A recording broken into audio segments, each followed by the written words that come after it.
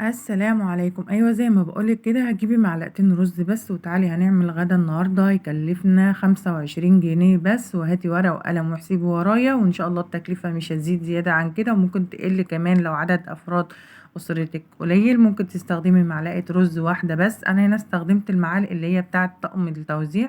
ممكن تستخدمي معلقه واحده بس لو العدد عندك قليل. بس اتمنى لو اول مره تشوفي القناه تشتركي فيها وتضغطي لايك للفيديو وتفعلي الجرس على الكل علشان يوصلك اشعار بكل وصفه انزله، علشان تشجعيني اصور وانزل لك وصفات سهله وبسيطه كتير. تعالوا كده بقى نجيب حله الاول ونحط هنا معلقتين زيت ومعلقه زبده تكون كبيره كده، ونجيب بقى هنا بصلايه تكون كبيره. اهم حاجه هنا البصلايه تكون كبيره علشان خاطر البصل هو اللي هيطعم لنا الوصفه بتاعتنا النهارده. ببدا بقى ان انا اخرطها قطع صغيره بقى بالشكل ده، وبعدين هنبدا ان احنا نسيب البصلايه بتاعتنا لحد لما تصفر، تاخد اللون الاصفر كده، وبعدين هنشوف هنعمل ايه في الغدا بتاعنا النهارده. وبجد الاكله دي اكله مصريه قديمه، كان امهاتنا دي زمان كانوا بيعملوها، وبجد كان طعمها حلو جدا كده. خلاص بقى انا قطعت البصلايه بتاعتي، هبدا ان انا اشوحها بقى لحد لما تاخد اللون الذهبي الحلو بقى بالشكل ده. وبعدين هنا بكون مجهزه هنا بقى طماطم للمعلقتين الرز اللي انا هعملهم. هتحطي حوالي كيلو الا ربع طماطم، يعني ملو الشفشق كده مرة الا ربع، يعني الشفشق اهو ناقص حوالي ربعه من فوق. بما ان انا انزل بقى بالطماطم، وبعدين هحط لو انت هتستخدمي معلقة رز واحدة هتحطي هنا نص الشفشق طماطم بس. تمام. حطيت حبة مية كده بقى في بقية الطماطم اللي في الشفشق، وبعدين هنحط هنا بقى البهارات بتاعتنا.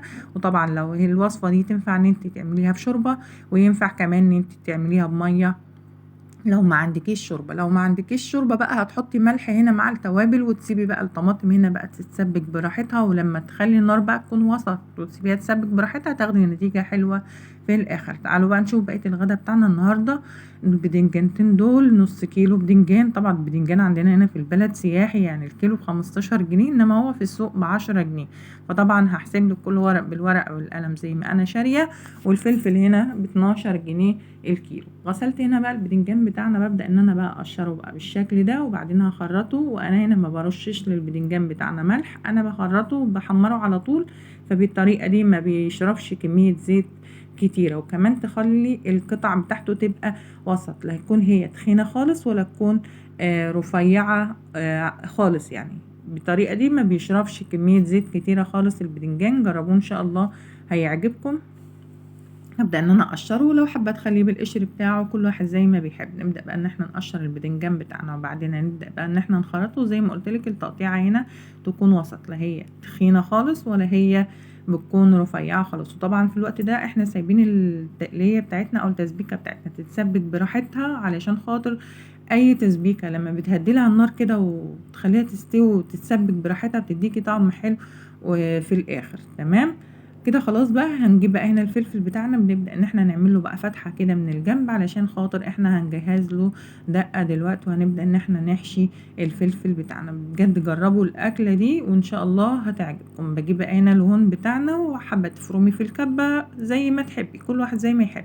حطيت هنا قرنين فلفل احمر، وهحط هنا بقيه الفلفل الاخضر، وهحط هنا توم. لقيت هنا ان التوم كتير، فابدا ان انا اشيل منه حته من المكعب واشيل بقيه المكعب. وده كده التوم اللي انا كنت مفرزاه معاكم قبل كده. هنحط هنا بقى بهارات، وهحط ملح، وهحط كمان هنا كزبرة. بس الكزبرة حصى فانا كسلت اطحنها في الخلاط، فهتدق عادي في الهون. هنا خلاص بقى بعد ما دقيتهم في الهون هنجيب بقى هنا هنحط معلقة خل واحدة. فما كانش ينفع ان احنا نحط الخل في الاول، هيطير على عينينا واحنا بندقها في الهون. هقلب بقى كل الخلطة مع بعض بقى بالشكل ده، وبعدين هناخد حبة منها نبدأ ان احنا نحشي بيها الفلفل بتاعنا. صدقيني بجد لو عملت الفلفل بالطريقة دي بيبقى طعمه حلو جدا، وكمان لو الفلفل بتاعك بلدي ما بيحرقش، بيبقى طعمه حلو، وكمان ما بيتشبعش من اكله. هحشي بقى الفلفل بتاعنا بالشكل ده، وما تكتريش الحشو قوي علشان خاطر ما تخرجش من الفلفل وهو بيتحمر.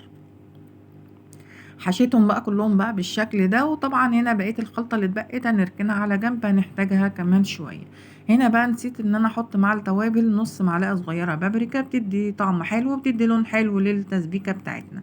شايفين انا مهديه عليها النار هنا خالص اهو وسط، علشان خاطر ان هي تتسبك براحتها وكمان تديكي نتيجه حلوه في الاخر. هنا بقى البدنجان بتاعنا نبدا ان احنا نحمره.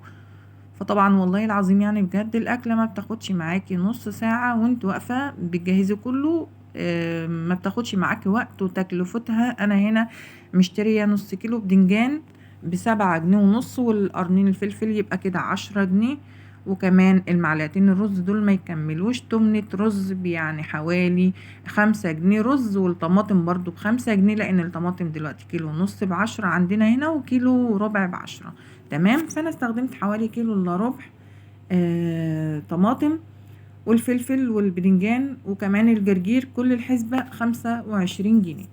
فممكن تزيد عندك لو انت المنطقة عندك غالية شوية، ممكن يكونوا 30 جنيه لو عندك المنطقة بتبيع بسعر أقل عن عندنا، كمان ممكن التكلفة كلها تبقى 20 جنيه. تمام، هنحمر بقى كده البدنجان بتاعنا. وكمان حلوة المساكة ان انت بتمسكي كده البدنجانة بتتصفى وانت بتطلعيها من الزيت بتعصريها، يعني انا بمسكها كده دوسة جامدة، بخلي ان هي ما يكونش فيها زيت كتير، فما تحتاجيش بقى ان انت تقعدي تحطي على مناديل مطبخ ولا الكلام ده.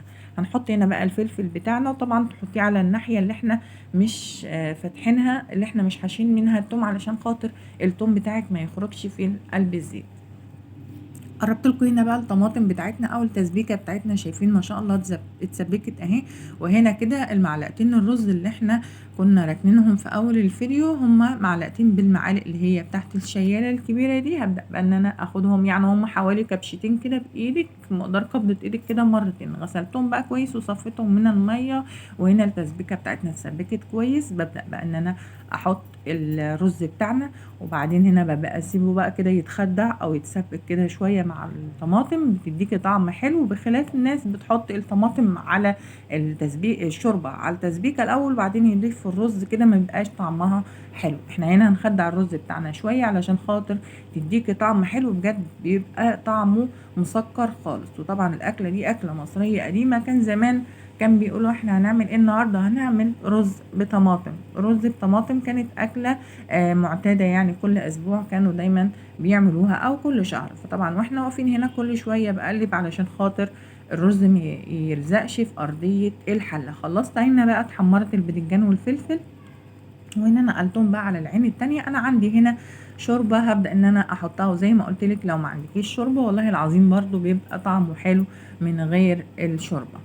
حطيت هنا بقى الشوربه، بس اهم حاجه بس تسبكيه كده على نار هاديه، والبصلايه تكون كبيره، والطماطم تكون حمرا كده ومعسله وطعمها حلو. خلاص هنسيبهم بقى هنا كده يستووا. تعالوا هنا بقى بقيه الخلطه بتاعت البدنجان حطيت عليها حبه ميه وسنه خل كمان، علشان خاطر ان هي تبقى سايله كده، ان انا اقدر اوزعها وافرشها بالشكل ده على البدنجان. تمام، حطيت هنا بقى الخلطه على البدنجان، وهنحط هنا الفلفل بتاعنا اللي احنا قليناه، ما شاء الله بجد طعمه حلو جدا، والبدنجان بطريقه طعم حلو، وكمان مش شارب زيت ولا اي حاجه، بخلاف ان احنا نقطعه ونقعد نرش عليه ملح ونسيبه ينزل الميه اللي هي الحديد الغذاء اللي بيبقى موجود فيه. فالصح ان انت تقطعي وتحمري على طول، ما تستنيش ان الميه بتاعته تنزل.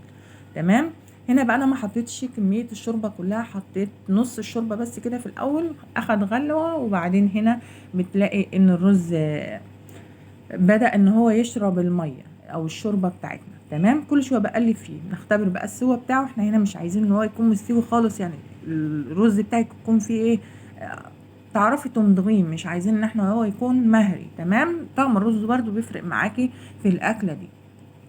كده بقى خلاص الرز بتاعنا استوى، وفي هنا شوية شوربة او شوية تعريق، فاحنا ما نسيبهوش ان هو يستوي لحد لما يشرب المية بتاعته خالص. طبعا الاكلة دي يفضل ان هي تتاكل سخنة، علشان خاطر الرز لو سبتيه لحد لما يبرد بتلاقيه ان هو تخن وزاد كده في الحله وشرب الشوربه بتاعته، فتضطر ان انت تسخنيه بقى تاني وتقعدي تزودي شوربه او ميه تاني. نغرفه بقى بالشكل ده. وطبعا الاكله دي بيفضل ان انا بحب ان احنا هنا بنحب ناكلها بالعيش الناشف او العيش الملدن. تمام، انا هنا لدنت عيش وقمرت عيش طري او سخنت عيش طري، علشان خاطر اللي هياكل البدنجان والفلفل، وفي ممكن حد بيحب يغمزها بعيش طري. فلو ما عندكيش عيش الناشف ده، ممكن العيش اللي عندك تسخني فرن البوتاجاز وتحطيه في الشبكه في النص، وتولعي من فوق وتحت كل شويه تقلبي فيه لحد لما ينشف ويطلع معاكي ناشف زي ده. تمام، الاكله دي بقى بتتاكل كده، سق بقى فيها العيش بقى بالشكل ده، وبتبدأ ان انت بقى تاكلي، بيبقى بجد طعمها حلو جدا جدا. ان شاء الله تجربوها،